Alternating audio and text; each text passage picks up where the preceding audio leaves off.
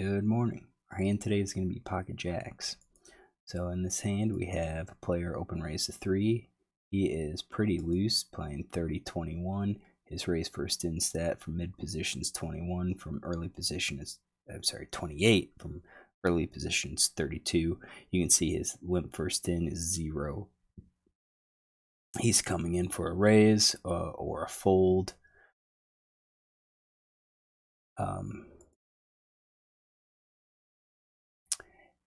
He doesn't really limp. A small blind he has, but I don't really have him limping behind if there's other already limpers in the pot. So kind of put together this 28.5% range.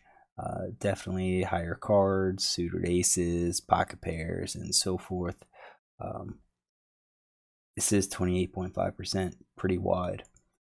So folds to me, and I'm sure I misread this. So I know he's in mid position.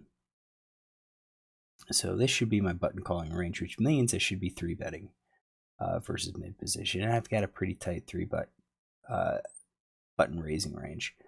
It's even tighter versus an early position player.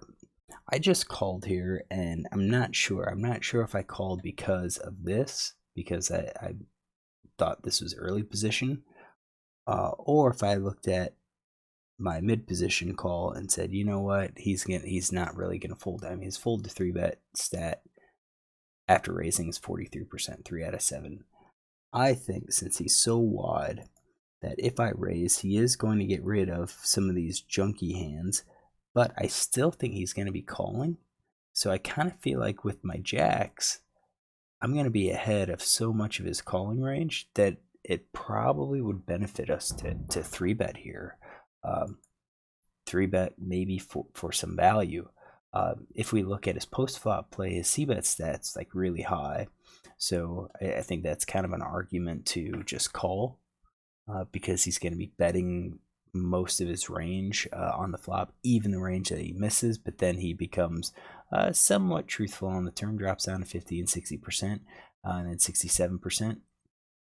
So I think he's capable of betting, c-betting the flop, and that could get us a bet. And then kind of that give to, if he checks the turn, we're probably ahead at that point.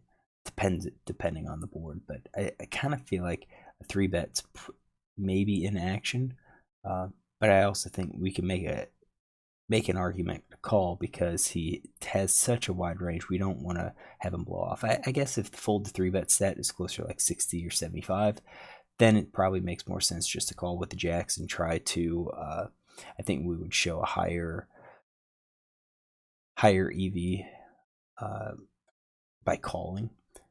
But with the lower fold to 3-bet stat, I think we're going to probably make more money in the long run by 3-betting here and having him call with a bunch of junky hands that then might call the flop, but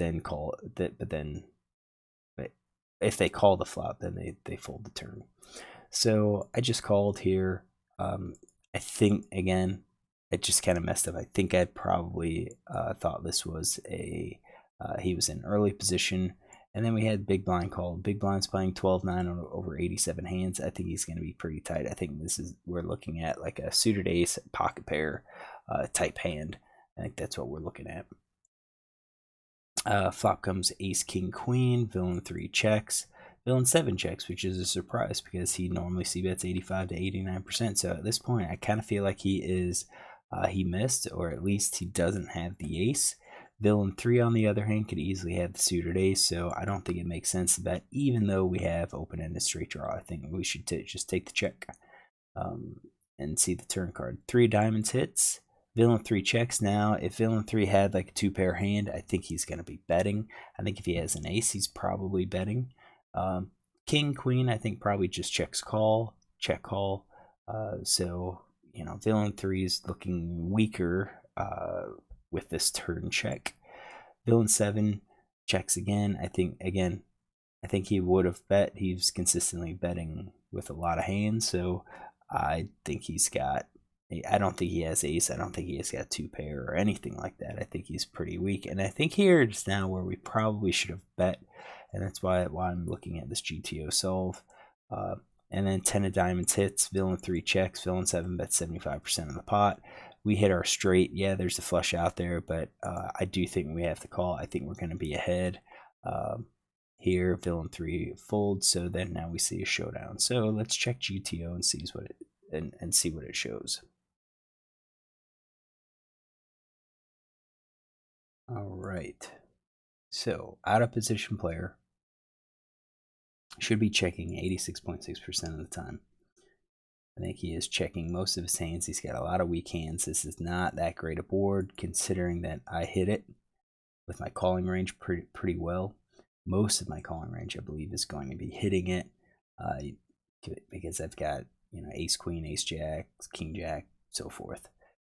So once he checks, GTO says that I should be betting 37%. It's actually a mixed strategy. Jack 10 definitely bets. Looks like 10-9 mostly bets. 10s and jacks mostly call, or I'm sorry, mostly check. So I think my check is okay here. So we'll go with it. Villain then is supposed to bet 24.7%. His bet, again, kind of mixed strategy, but he's betting 2 pair plus, 3 of a kind, straight, and he's got quite a few hands. So if we look at his hands, like he's checking queens, he's checking kings, mostly kings, aces. He's got king queen that he's checking, ace queen that he's checking. He's checking a lot of these because he has so many other hands.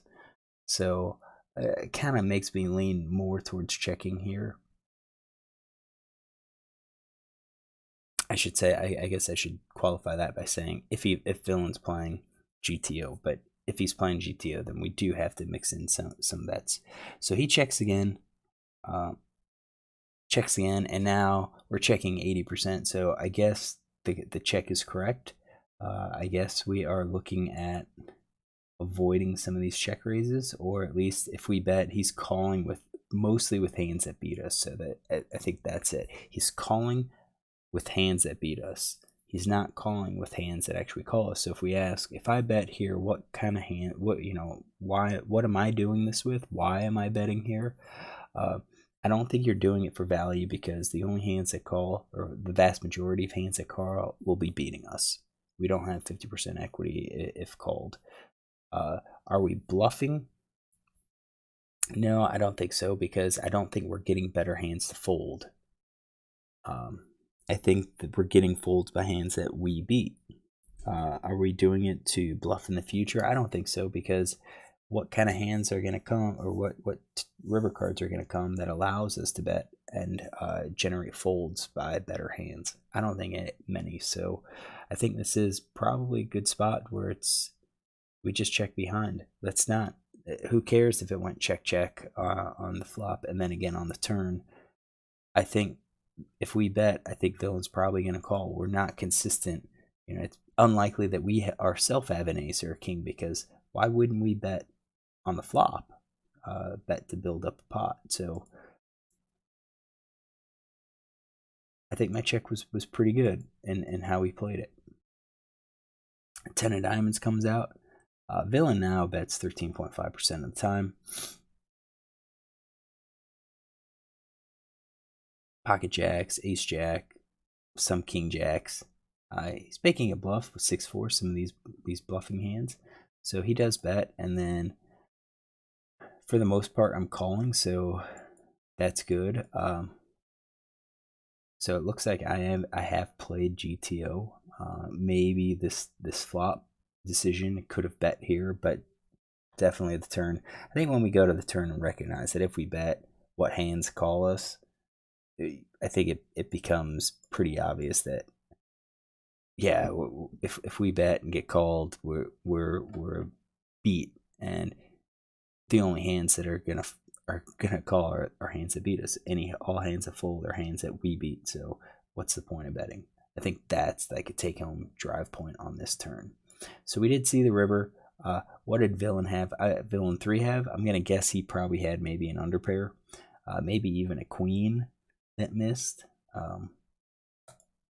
But we see the river. Villain shows jack queen. Does he have that in his range? He does. Queen jack offsuit. So I'm glad I have it in the range, and he has basically all combos here, or the vast majority of the combos. So kind of matches what we expected. I kind of expected him to bet the ace, maybe the king.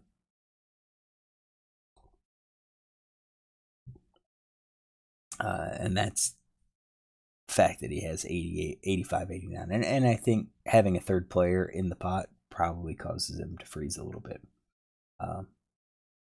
I don't think I've really changed anything with different hands. I should say with different turn cards. But what about river cards? What if this came out with 4 diamonds and villain bet 50%? GTO still has us calling. I think GTO has us calling to kind of protect against some of these lower pairs that might be betting, some of these bluffs that might be betting. I'm not sure if we really need to do that. I kind of feel like if a villain bets here, he's probably betting with at least one of these pairs, ace, king, or queen. I'm not sure if he's going to be bluffing at all. But overall, you can see that I think the real gem for this one was that turn decision. So, all right. Hopefully you enjoyed this. If you do, look tomorrow for another hand.